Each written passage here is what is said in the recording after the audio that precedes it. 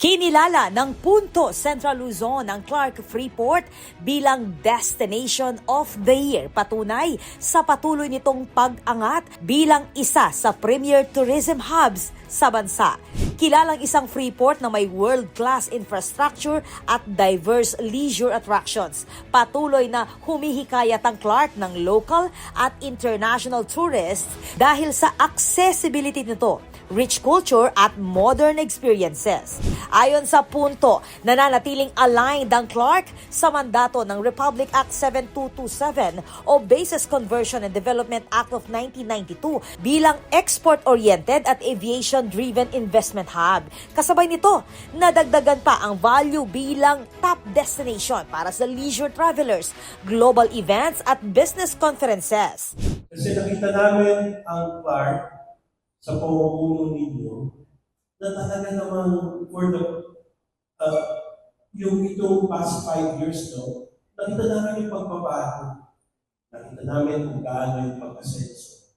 Nakita namin how many employees were here, employed, at sunod-sunod yung mga natatayuan. And nobody is complaining. In fact, lahat ng investors, they are so happy. Pinagtibay pa ang reputasyon ng Clark matapos itong tanghalin bilang Asia's leading meetings and conference destination for Asia and Oceania sa 32nd World Travel Awards na ginanap sa Hong Kong nitong October 13, 2025. So you can just imagine how a partnership can do the miracles and how the partnership can bring in growth to all. Kasi kung hindi na naman alam ng tao, hindi rin tayo makaka-move forward. Sa patuloy na pagdami ng investments at events, inaasahang lalo pang titibay ang posisyon ng Clark bilang key tourism at business destination sa rehiyon. Nandito sa pagkilala sina CDC Chairman Edgardo Pamintuan. Nandito rin sina Punto Editor-in-Chief Cesar Bong Lacson at Marketing Director Joanna Ning Cordero.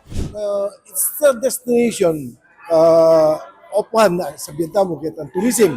Alimyan ni kita ang World Tourism Awards. Wari, ita mo, karapat-dapat niya. Pero aside from that, we see the developments here.